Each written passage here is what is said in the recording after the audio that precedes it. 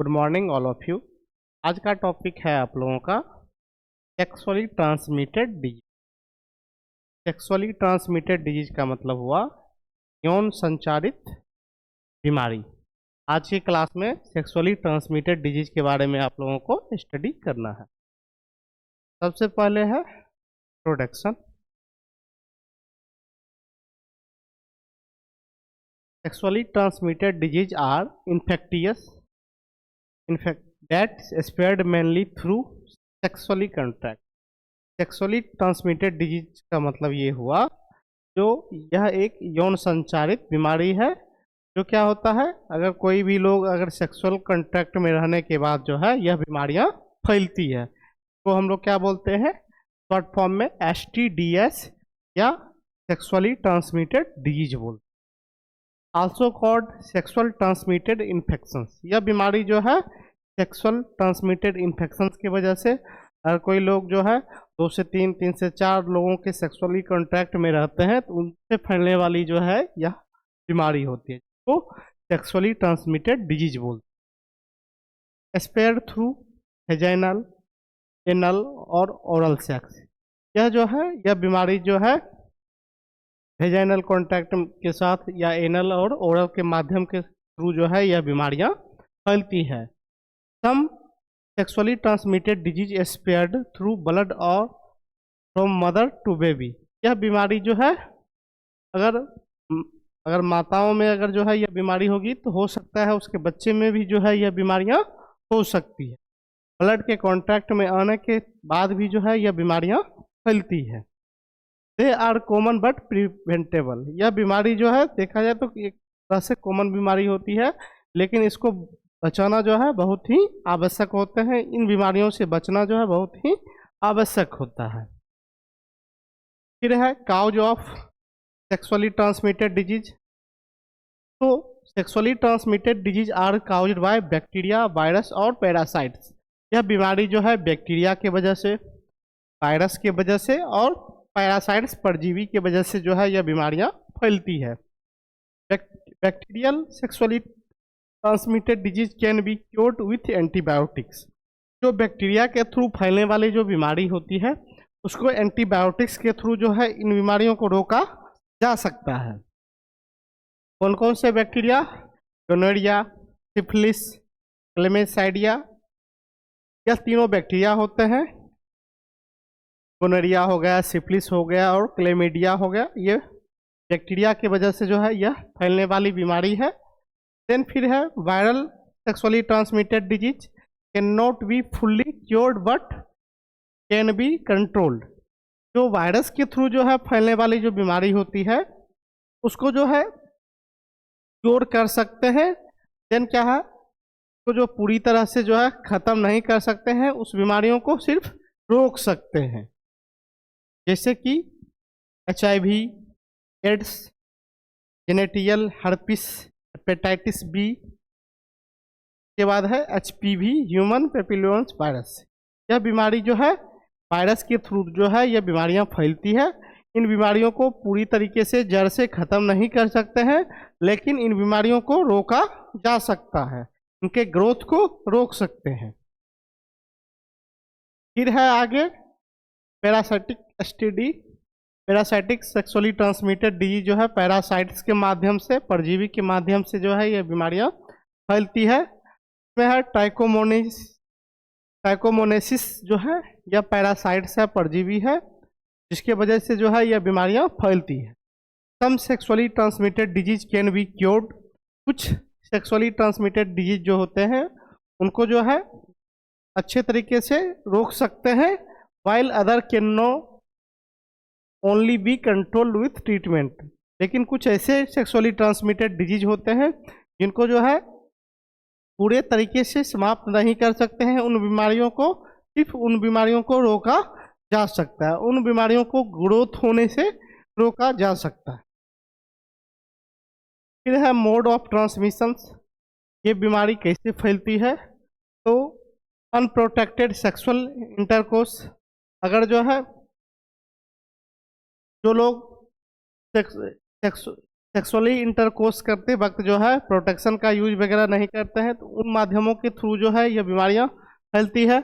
Multiple sexual partners, जो लोग जो 2 से 3, 3 से 4 अगर पार्टनर्स के कांटेक्ट में रहते हैं तो उनके माध्यम से भी जो है ये बीमारियां फैलती है। शेयरिंग इन्फेक्टेड नीडल्स, अगर संक्रमित नीडल्स का यूज अगर जो लोग करते हैं तो उनके माध्यम से भी जो है ये बीमारियां फैलती है। ट्रांसफ्यूजन ऑफ इन्फेक्टेड ब्लड, अगर जो है कोई पेशेंट बीमारियों से ग्रसित है और उनका ब्लड किसी हेल्दी पर्सन को डोनेट करते हैं या प्रोवाइड करवाते हैं तो इन माध्यमों के थ्रू भी जो है ये बीमारियां फैलती है। मदर टू बेबी ट्रांसमिशन, अगर जो माताओं को जो है यह सेक्सुअली ट्रांसमिटेड डिजीज से ग्रसित है तो हो सकता है उनके बेबी में भी जो है यह बीमारियां फैल सकती है। तो यह सब सारे ट्रांसमिशंस हैं बीमारियों के फैलने के। फिर आगे है रिस्क फैक्टर। रिस्क फैक्टर में देखा जाए तो सबसे पहले है अनसेफ सेक्स। जो लोग जो है अनसेफ सेक्स करते हैं विदाउट कॉन्डम वगैरह का, तो उन माध्यमों के थ्रू भी जो है यह बीमारियां फैलती है। अर्ली एज सेक्सुअल एक्टिविटी, जो फर्स्ट स्टेज में देखा जाए तो जो कम समय में ही जो है अगर ये सेक्सुअल एक्टिविटी को प्रेरित करते हैं या उनसे जो है कॉन्ट्रैक्ट में रहते हैं, अगर 1 से 2 या मल्टीपल पार्टनर के कॉन्ट्रैक्ट में रहते हैं तो उनके थ्रू भी जो है ये बीमारियां फैलती है। मल्टीपल पार्टनर्स, जो 1 से 2, 2 से 4 पार्टनर्स के कॉन्ट्रैक्ट में रहते हैं तो उनके थ्रू भी जो है सेक्सुअली ट्रांसमिटेड डिजीज जो है वो फैलते हैं। लैक ऑफ अवेयरनेस, जागरूकता की कमी के कारण भी जो है यह बीमारियां फैलती है। अल्कोहल एंड ड्रग एब्यूज, अगर जो लोग ज़्यादा मात्रा में अल्कोहल वगैरह और ड्रग्स एब्यूज वगैरह अगर करते हैं तो उनके थ्रू भी जो है यह बीमारियां फैल सकती है। यह सब सारे रिस्क फैक्टर हैं जिनके माध्यम के थ्रू जो है ये बीमारी देखने के लिए मिलता है। फिर आगे है कॉमन सिम्टम्स देखा जाए तो अनयूजुअल जेनेटियल डिस्चार्ज। अब ये देखा जाए तो कॉमन सिम्टम्स में देखा जाए तो बॉडी से जो है एक्स्ट्रा फ्लूइड वगैरह जो है डिस्चार्ज होते हैं। पेन और बर्निंग ड्यूरिंग यूरिनेशंस, और यूरिनेशंस के वक्त देखा जाए तो दर्द वगैरह होता है, इरिटेशंस वगैरह होते हैं। सॉर ऑफ ब्लिस्टर्स और जेनिटल, घाव होने का भी चांस देखने के लिए मिलता है। ये सब सिम्टम्स हुए। इचिंग और इरिटेशंस, इचिंग वगैरह इरिटेशंस वगैरह देखने के लिए मिलता है। लोअर एब्डोमिनल पेन, पेट के निचले हिस्से में जो है दर्द वगैरह देखने के लिए मिलता है। तो ये सब सारे सिम्टम्स हुए। सम इन्फेक्शंस शो नो सिम्टम्स, कुछ इन्फेक्शंस ऐसे होते हैं जिनमें सिम्टम्स दिखाई नहीं देते हैं लेकिन वो जो है धीरे धीरे आगे चल के जो है गंभीर बीमारी के रूप में कन्वर्ट हो जाते हैं। फिर कॉम्प्लिकेशंस में देखा जाए तो इनफर्टिलिटी, अब जो है इनफर्टिलिटी देखने के लिए मिलता है, बांझापन जिसको बोलते हैं। पेल्विक इन्फ्लामेटरी डिजीज, पेल्विक के वाले भाग में जो है सूजन वगैरह देखने के लिए मिलता है। इकोटोपिक प्रेगनेंसी, इकोटोपिक प्रेगनेंसी होने के चांस जो है इनमें देखने के लिए मिलता है। इसमें क्या होता है, फेलोपियन ट्यूब में जो है बच्चे का ग्रोथ होने लगता है। सर्वाइकल कैंसर, सर्वाइकल कैंसर भी जो है इस कॉम्प्लिकेशंस में देखा जाए तो सर्वाइकल कैंसर होने के भी चांस बढ़ जाते हैं।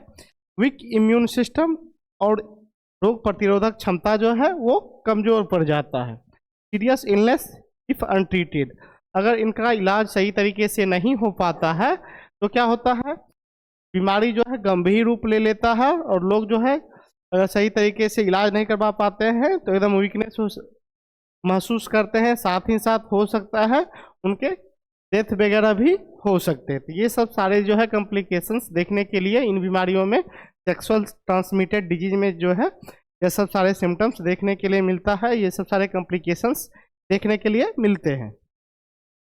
डायग्नोसिस में देखा जाए तो पेशेंट का सबसे पहले उपचार में जो है ब्लड टेस्ट करवाते हैं। उसके बाद है पेशेंट का यूरिन टेस्ट करवाते हैं, जिसमें ब्लड टेस्ट के माध्यम से पता चलता है कि पेशेंट का जो है संक्रमण जो है, इन्फेक्शन जो है कितना % बढ़ा है। देन स्वैब टेस्ट, उनका जो है सलाइवा टेस्ट करवाते हैं पेशेंट का।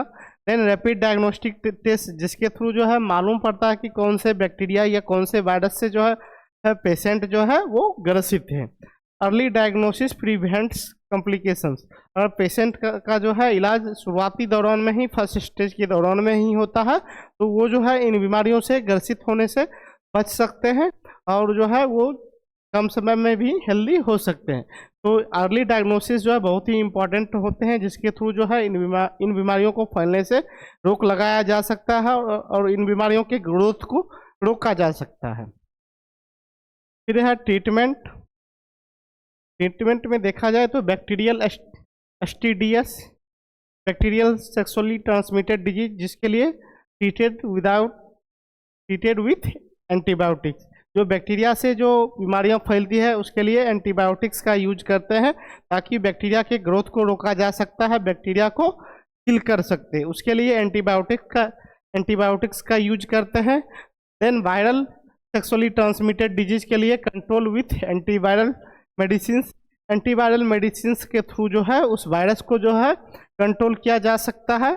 Complete full course of treatment, sexually transmitted disease के लिए जो है पूर्णतः जो है अच्छे तरीके से ट्रीटमेंट आवश्यक है, ताकि जो है उन बीमारियों को रोक लगाया जा सकता है, उन बीमारियों को फैलने से रोका जा सकता है। Both partner should be treated, और जो इन बीमारियों से जो ग्रसित होते हैं तो उनका जो पार्टनर्स होते हैं दोनों ही अपना इलाज करवाएं, ताकि जो है ये इन बीमारियों को फैलने से रोक लगाया जा सके। Avoid sexual contact during treatment, treatment के वक्त जो है सेक्सुअली कॉन्टैक्ट को अवॉइड करना चाहिए, ताकि जो है ये बीमारी जो है और ज़्यादा उग्र रूप न ले और ज़्यादा न फैले। अब आगे है प्रिवेंशन, इन बीमारियों से कैसे बचा जा सकता है, इन बीमारियों को फैलने से कैसे रोका जा सकता है। Use condom correctly every time, अब जो है सेक्सुअली कॉन्टैक्ट के वक्त जो है कॉन्डम का यूज करें। अवॉइड मल्टीपल सेक्सुअल पार्टनर्स, अब जो है मल्टीपल सेक्सुअल पार्टनर्स को अवॉइड करें।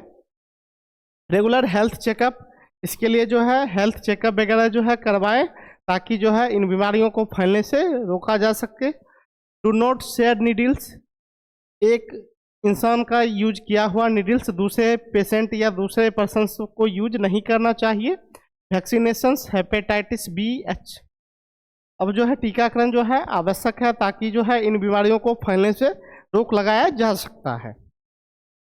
हेल्थ एडुकेशंस एंड अवेयरनेस, साथ ही साथ स्वास्थ्य शिक्षा और लोगों को जागरूक करना चाहिए, जो इन बीमारियों को फैलने से कैसे रोक लगाया जा सके, इन चीज़ों के बारे में लोगों को जागरूक करना चाहिए, लोगों को बतलाना चाहिए, ताकि लोग जो है वो जानकारी ले सके और लोग जो है स्वास्थ्य शिक्षा के बारे में जान सके।